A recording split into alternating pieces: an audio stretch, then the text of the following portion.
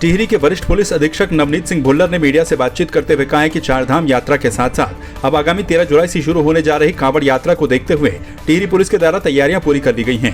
तीर्थयात्रियों को देखते हुए क्षेत्र को 3 सुपर जोन, 4 जोन और 8 सेक्टरों में बांटा गया है। भुल्लर ने कहा कि 3 सुपर जोन में डिप्टी एसपी, 4 जोन में इंस्पेक्टर और 8 सेक्टर्स में सब इंस्पेक्टरों सहित अतिरिक्त पुलिस बल, पीएसी, ट्रैफिक पुलिस, होमगार्ड और पीआरडी जवानों की ड्यूटी लगाई गई है।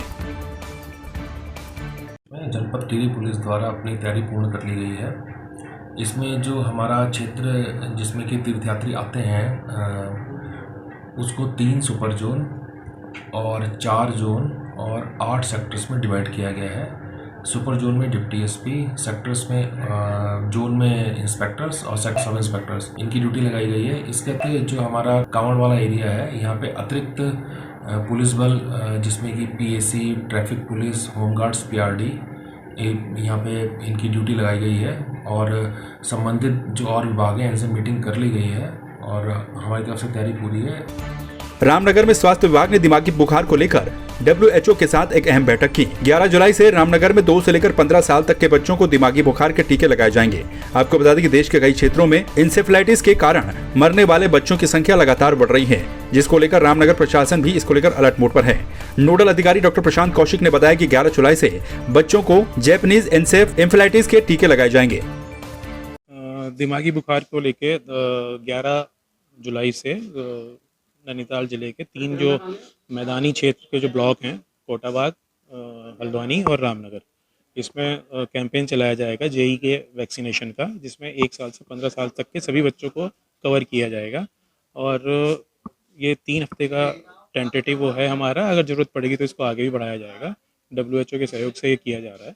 और पहला हमारा सरकारी स्कूलों में बच्चों को हम लोग लगाएंगे, उसके बाद प्राइवेट स्कूल्स में, मदरसों में और आंगनवाड़ी केंद्रों में लगाएंगे, और तीसरा जो होगा वो हाउस टू हाउस, जो बच्चे छूट जाएंगे घर घर जाके फिर उनको लगाया जाएगा। इसका मुख्य उद्देश्य देखिए ऐसा है, जैसे गोरखपुर में सबसे ज़्यादा आपको सुनने को मिलता होगा कि दिमागी बुखार से बच्चे पीड़ित हुए और काफ़ी उसमें कैजुअलिटीज़ भी होती हैं। तो एक क्यूलेक्स मॉस्किटो से होता है और ठहरे पानी में ही होता है मच्छर जब भी पैदा होता है।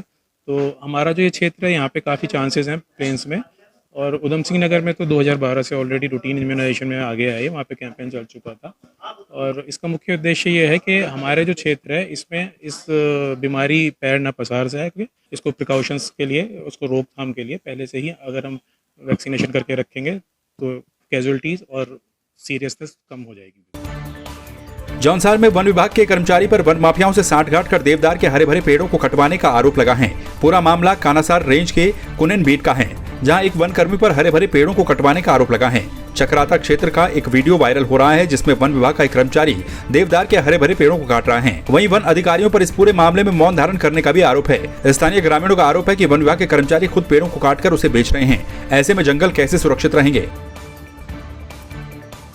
आम आदमी पार्टी के गढ़वाल मीडिया प्रभारी रविंद्र सिंह आनंद ने देहरादून में आम आदमी पार्टी के प्रदेश कार्यालय में मीडिया से बातचीत करते हुए बीजेपी पर निशाना साधा। उन्होंने कहा कि उत्तराखंड को बने हुए 22 वर्ष हो चुके हैं, लेकिन इन 22 वर्षों के बावजूद भी उत्तराखंड को अभी तक स्थायी राजधानी नहीं मिल पाई। उन्होंने कहा कि 22 सालों में बीजेपी और कांग्रेस ने प्रदेश के साथ खिलवाड़ किया है। देखिए, पिछले 22 वर्षों में उत्तराखंड को स्थायी राजधानी ना दे सकी 2 सरकारें, कांग्रेस और भारतीय जनता पार्टी ने बारी बारी से यहाँ पर राज किया है, जिसमें 10 वर्ष कांग्रेस और 12 वर्ष भारतीय जनता पार्टी ने राज किया है। और आज भी प्रदेश स्थायी राजधानी के लिए पुकार रहा है, मांग कर रहा है कि एक स्थायी राजधानी मिले। आम आदमी पार्टी इस मुद्दे पर चुप बैठने वाली नहीं है। इस मुद्दे को लेकर के हम आगे आने वाले दिनों में आंदोलन भी करेंगे, धरना प्रदर्शन करेंगे और सरकार को जगाने का काम करेंगे। श्रीनगर में एक गुलदार रिहायशी इलाकों में पहुंच गया, जिससे हड़कंप मच गया। श्रीनगर गढ़वाल के अलकनंदा बिहार में स्थित एक घर की गैलरी के बीच में गुलदार फंस गया। गुलदार को देखते ही स्थानीय लोग दहशत में आ गए, जिसके बाद वन विभाग को इसकी सूचना दी गई। वन विभाग और पुलिस के जवानों ने किसी तरह से गुलदार को बेहोश कर गैलरी से बाहर निकाला और पिंजरे में कैद कर लिया। वन विभाग के अधिकारियों ने बताया कि गुलदार की उम्र 1.5 साल के करीब है। 1.5 साल से ऊपर है।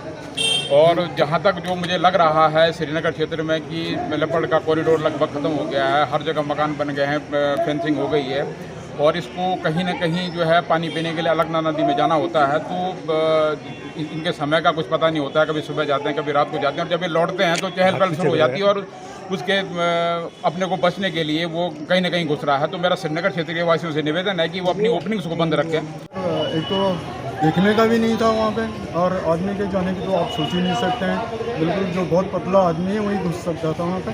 बहरहाल हमने उसको सेडेटिव ट्रैंक्विलाइज करके उसको अपने कब्जे में ले लिया और उसे वन विभाग को सपोर्ट कर दिया है।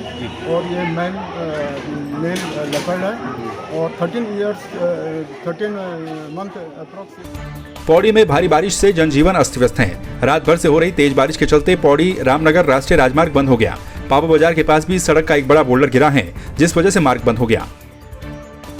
ऋषिकेश में थाना लक्ष्मण झूला में 6 लोगों का ग्रुप नहाने के लिए फूलचट्टी आया था। इस दौरान अचानक जलस्तर बढ़ने से एक व्यक्ति बहने लगा, जिसे गोल्फ रैपिड तक देखा गया। बहने वाला युवक भारतीय सेना का जवान है, जो कि छुट्टियों में घर आया था। वहीं सूचना के बाद मौके पर पहुंची एसडीआरएफ की टीम ने युवक को ढूंढ निकाला और अस्पताल पहुंचाया, जहां उसे मृत घोषित किया गया। देहरादून के कोरोनेशन अस्पताल की नवनिर्मित इमारत के बाहर दरारें नजर आ रही हैं, लेकिन अस्पताल प्रबंधन का कहना है कि कार्यदायी संस्था ने इमारत का निरीक्षण कर लिया है और चिंता की कोई बात नहीं। सवाल ये भी है कि जिस इमारत का 10 अप्रैल 2021 को तत्कालीन मुख्यमंत्री ने लोकार्पण किया, उसमें इतनी जल्दी दरारें कैसे दिखने लगी। हालांकि दरारों पर अस्पताल की CMS डॉक्टर शिखा जंगापानी का कहना है कि अस्पताल की बिल्डिंग में रिपेयरिंग का कोई मतलब नहीं होता, क्योंकि ब्लॉक्स को रिपेयर नहीं करना पड़ता। उनको बोला हुआ है तो उन्होंने दिखाया, तो उन्होंने कहा नहीं ये ब्लॉक्स होते हैं, उसमें ऐसा कुछ नहीं होता। उन्होंने हमने बताया कोई चिंता वाली बात। इलेक्ट्रिकल जो है आपकी विंग है, NHM की भी इलेक्ट्रिकल विंग है, वो भी आई, उन्होंने भी देखा हुआ है, उसका निरीक्षण किया हुआ है, दिखाया गया था उनको। उन्होंने कहा ये ब्लॉक्स होते हैं, उसमें ऐसा कुछ नहीं होता, स्टैंड होता है, ट्रैक कुछ होता है। रामनगर विकासखंड के अंतर्गत ढेला गांव के रहने वाले CISF के जवान दीपक अधिकारी की काठमांडू में गोली लगने से मौत हो गई। जवान भारतीय दूतावास में जवान के पद पर तैनात था। दूतावास के अधिकारियों ने फोन पर इसकी सूचना 3 दिन पहले दी। सूचना के बाद से ही परिजनों में कोहराम मचा हुआ है। मंगलवार देर रात को जवान का पार्थिव शरीर उनके रामनगर स्थित आवास में पहुंचाया गया। मुझे आदेश मिला कि आपको दिनांक 5 तारीख को जाकर के जो हमारे साथी थे उनका देहांत हो गया था, तो उनको सम्मान गार्ड में आपको सम्मान देना है। तो मैं आदेश प्राप्त करके और कल के डेट में यहाँ पे पहुँच गया था, और किसी कारण से कल जो है हो नहीं पाया, तो आज जो है सुबह हमने उसको ससम्मान उनको सम्मान